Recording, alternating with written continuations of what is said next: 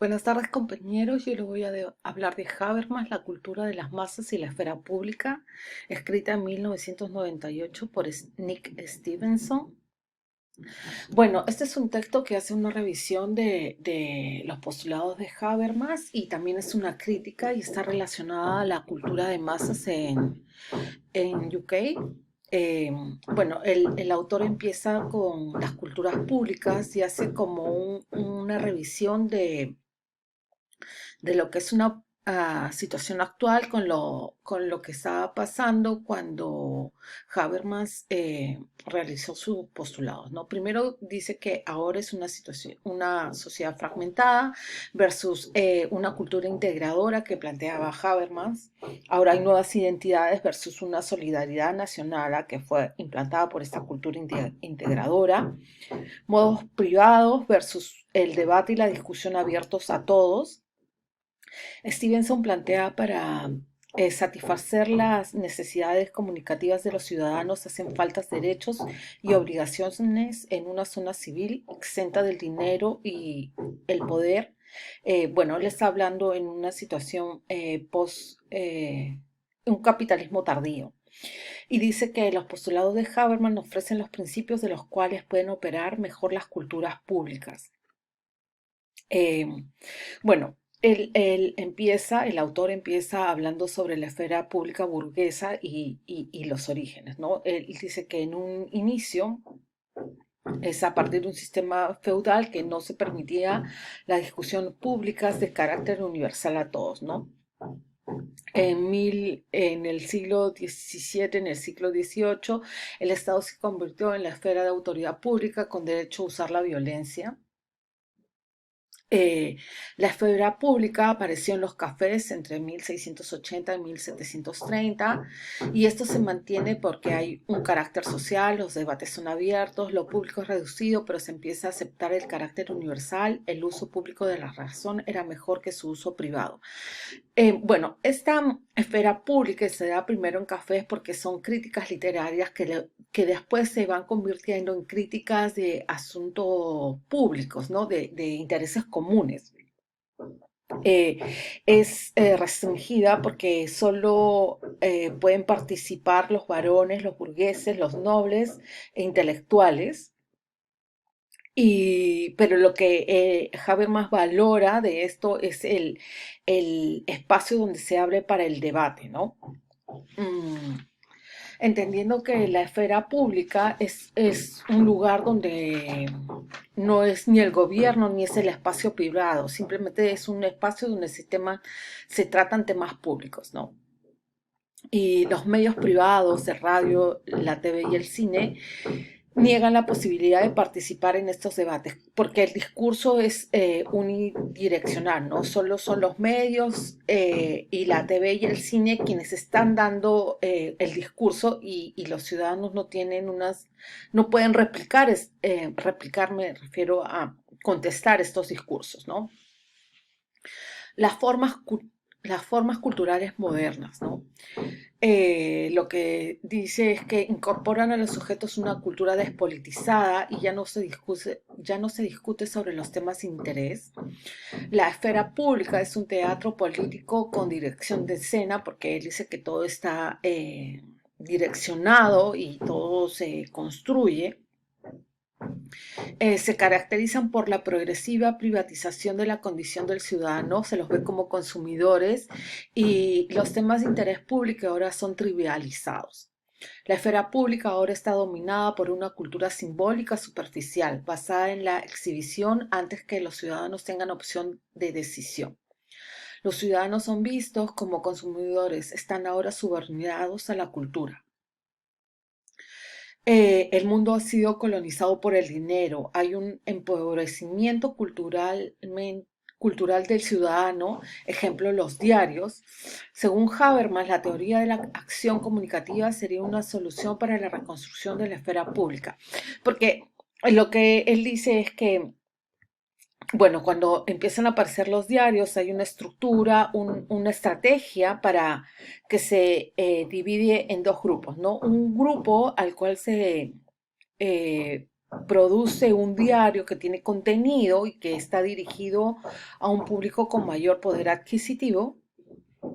Y hay otro grupo que es de menor poder adquisitivo que también recibe una información de menor calidad, ¿no? Entonces, Harvard dice que podría esto revertirse si es que se abre una esfera pública donde todos los ciudadanos tengan acceso a debatir, teniendo como herramienta un discurso basado en la razón.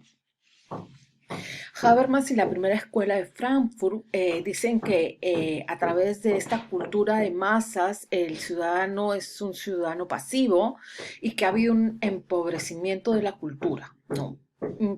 Versus lo que dice Walter Benjamin, que la reproducción técnica hace más democrático el acceso a la cultura y da más participación a las masas, porque estos discursos que se elaboran basados en la reproducción técnica también pueden ser resignificados por las personas. El problema cultural de las masas, analizado desde Habermas, ¿no? Una excesiva concentración de la producción y el contenido de las formas culturales. Cultura de élite, cultura popular. Lo que dice es que se construye una cultura de élite y una cultura popular supuestamente banalizada, donde no hay opción para que los ciudadanos que consumen esa cultura popular puedan desarrollar discursos, ¿no?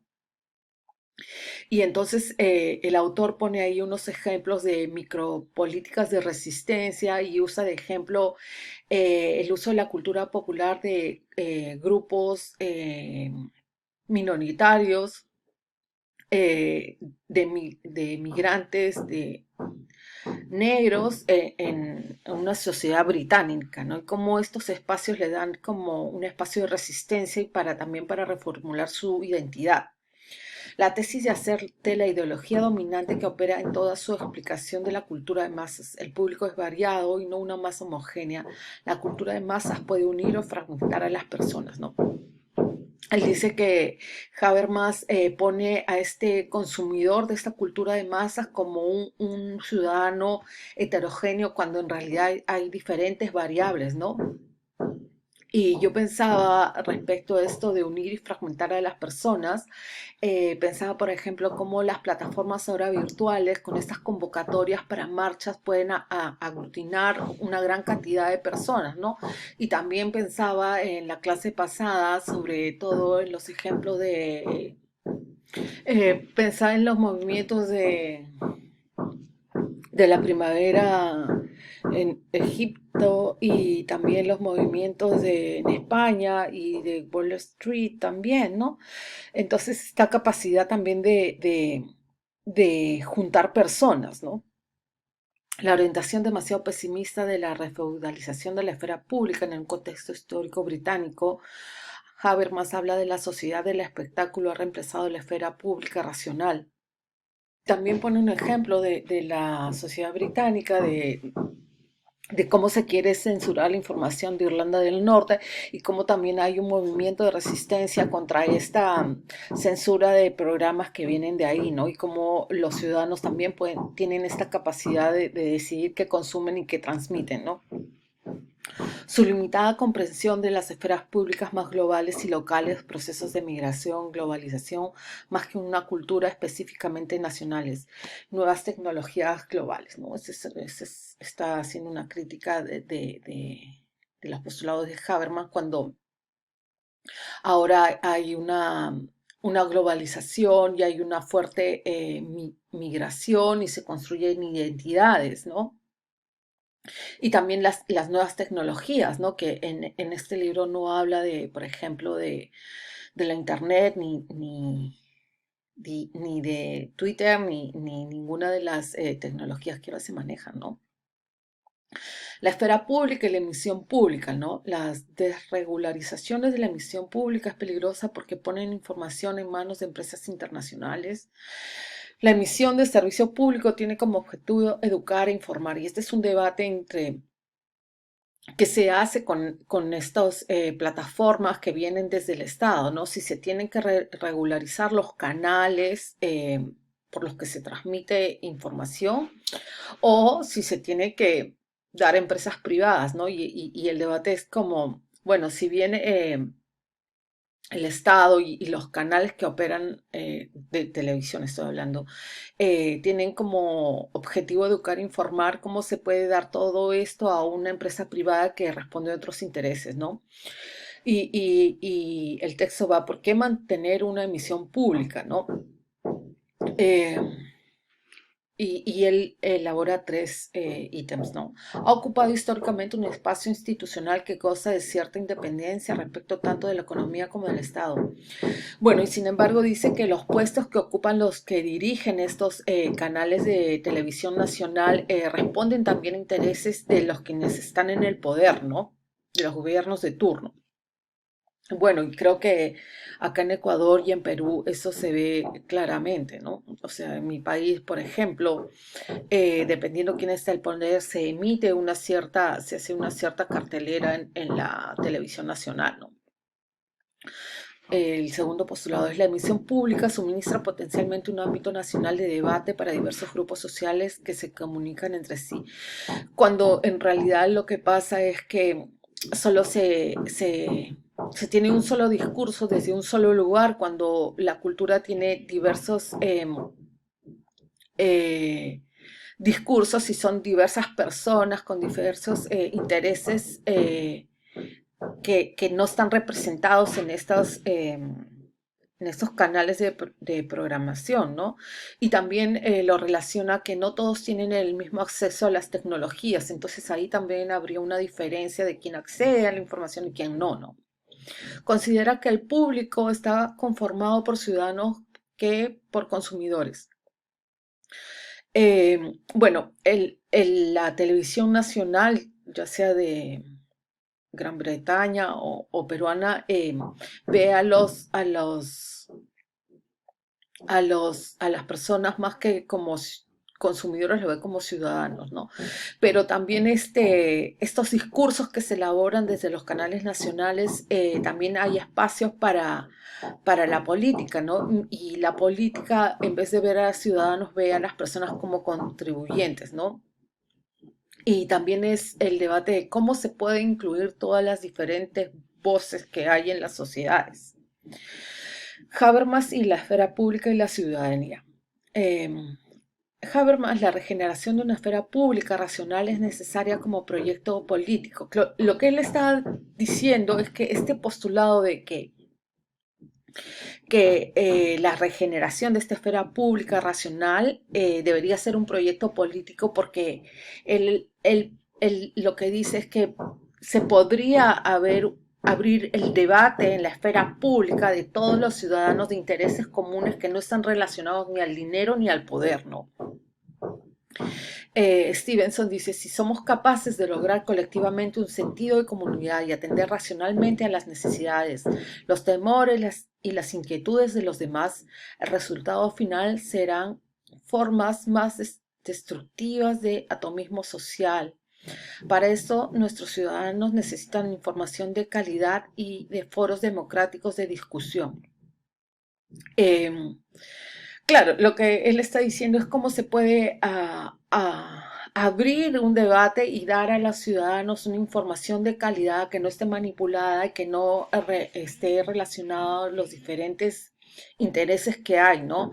Y pone que hay la más media puede despertar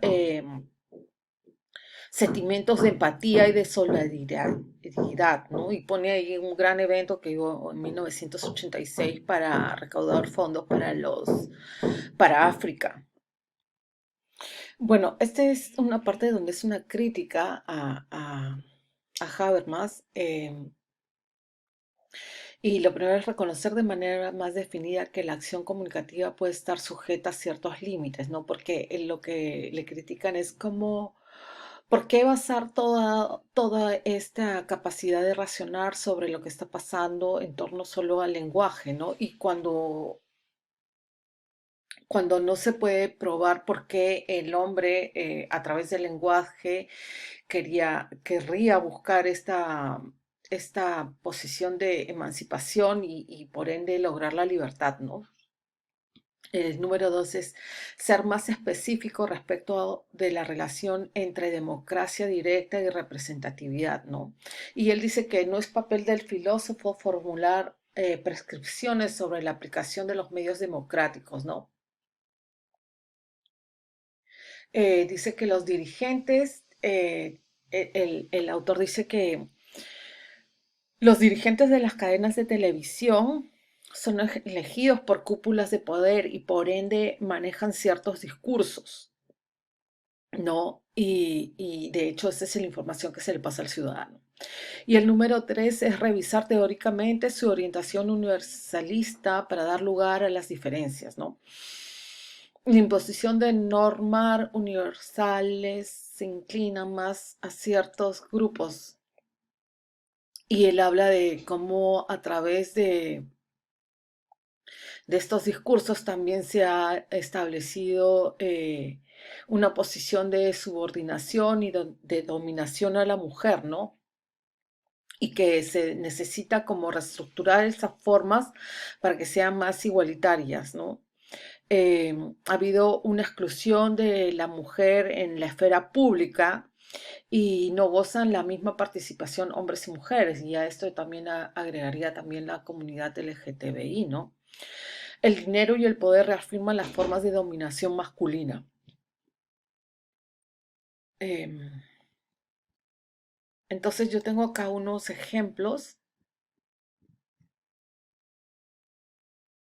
de algo de mi país, que es un caso que se llama los diarios Chicha por o sea, el Fujimori fue, tuvo un juicio por estos diarios y lo que el juicio estaba basado en cómo se destinaba dinero público para comprar estos diarios, que son diarios masivos, o eran diarios masivos, ¿no? Para la sociedad peruana que no podía consumir diarios de alta, no sé, de una información más válida y verosímil, ¿eh? Y eran usados para difamar a los adversarios, ¿no? Entonces, el juicio que se le abre no es por cómo se utiliza los medios masivos para la manipulación de los contenidos para la sociedad, sino cómo se destina dinero del Estado para comprar estos diarios, ¿no? Y lo otro que es un caso actual, que es de 1900, de ahorita. Hubo una gran marcha cuando se da el indulto a Fujimori en el 2018, ¿no? Entonces, hay un grupo les voy a pasar el video, hay un grupo de mujeres, de activistas, que tienen un colectivo que salen a marchar, ¿no? Y tienen unas arengas que se llaman Somos las hijas de las campesinas que no pudiste esterilizar, ¿no? Porque se están refiriendo a un caso de Fujimori por las esterilizaciones forzadas, ¿no? Entonces, a ver, se ha denunciado antes de cuando Kuczynski renuncia a ser presidente del Perú, se denuncia que desde el Congreso que estaba manejado por los fujimoristas hay como todo un aparataje de fujitroles para producir contenidos en redes sociales, ¿no? Entonces ellos dicen, hacen este video.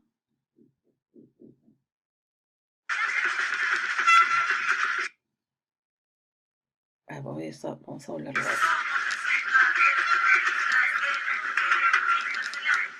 Dice, somos las hijas de las terroristas que no pudieron encarcelar, cuando en realidad dice, somos las hijas de las campesinas que no pudiste esterilizar, ¿no?